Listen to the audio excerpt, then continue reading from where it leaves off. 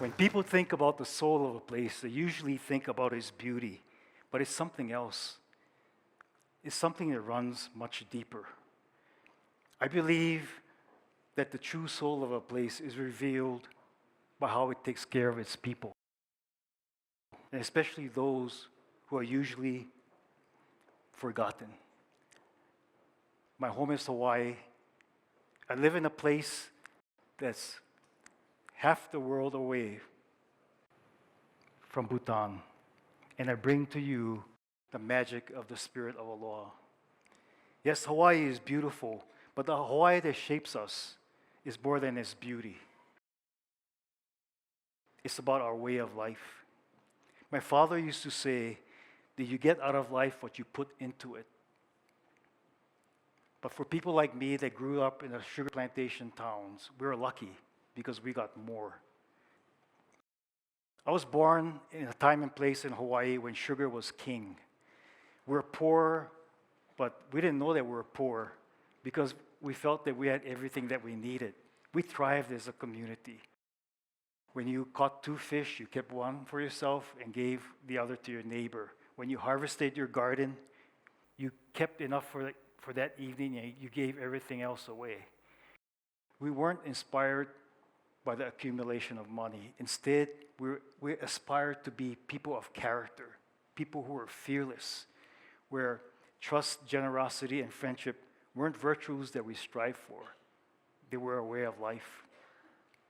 You know, we're all shaped by the way we grew up. And for me, even if the days of the sugar plantations and sugar towns are long gone, the values of character and community still lives within me and shapes me in the way I live, in the way I lead, and even in the companies that I own that are built as values-driven companies. But outside of our town, things were not always so kind. When we went on outings, mother and father with 5 children in tow were sometimes ridiculed for the way we dressed. Me with cut-off jeans and a hand-me-down t-shirt, and in the way we spoke in country-style Creolized English. I remember being ashamed and feeling like I was a third-rate person as a child. And today, I cannot imagine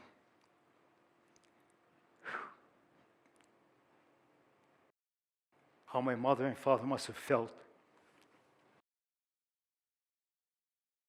And those feelings still live within me.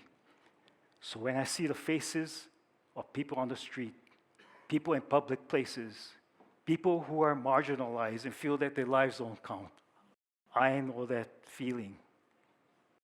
I know that look. These are not throwaway people.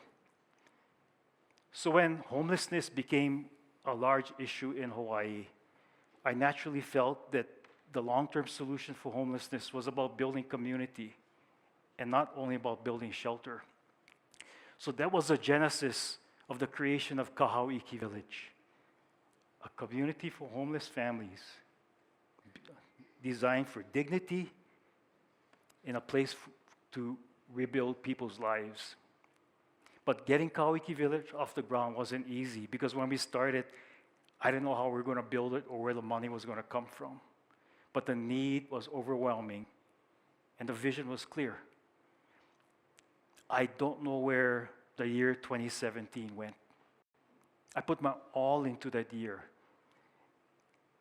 Every ounce of energy in every waking moment to work on completing Kahauiki Village.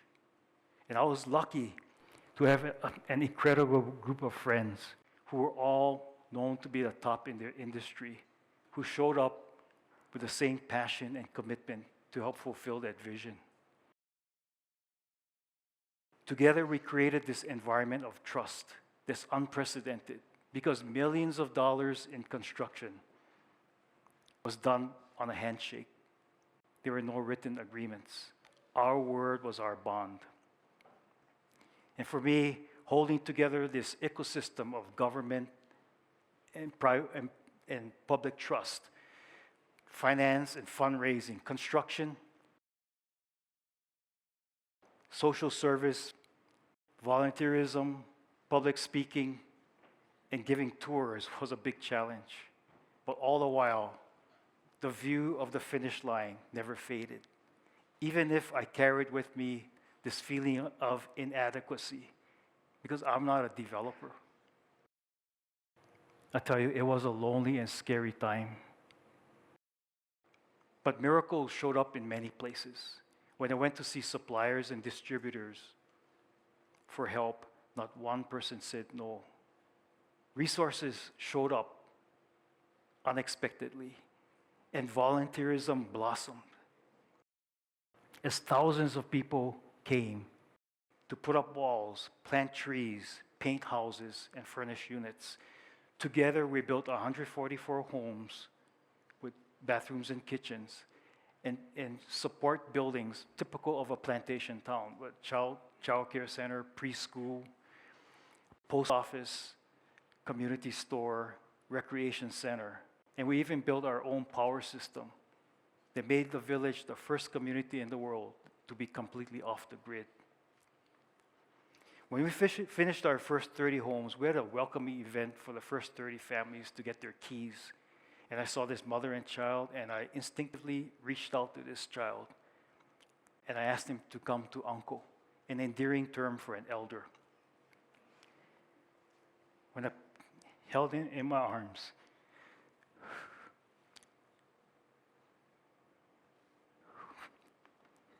I looked in his eyes, and I saw my brothers and sisters, my mother and father, my friends, and all the people that grew up in these plantation towns. Because now, this boy had hope, and he had a chance to dream.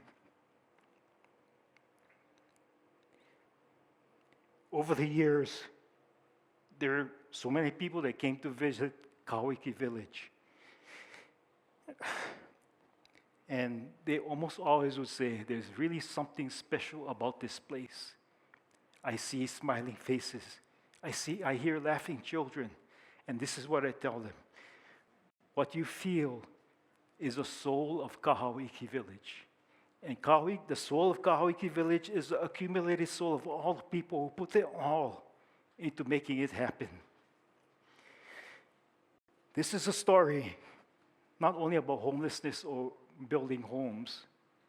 This is a story about how character and community can become the invisible force to allow collaboration to happen. This is a story about the magic of bringing good things to life. And it starts with aloha, love in and around us. And when our souls exude aloha, it allows us the freedom to express life as authentic human beings.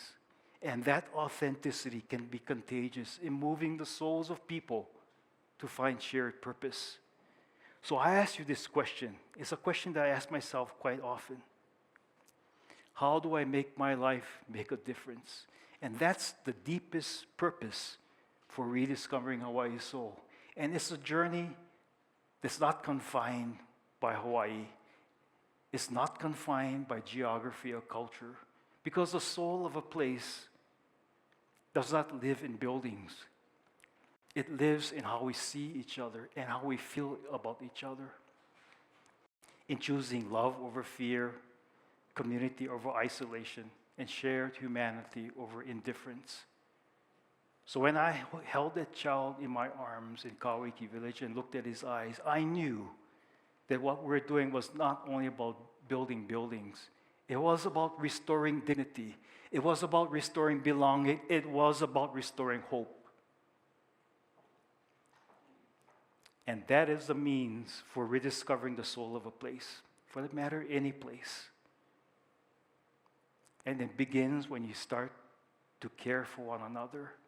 It grows when you build with trust. And it lives on when every person knows that they belong. Thank you.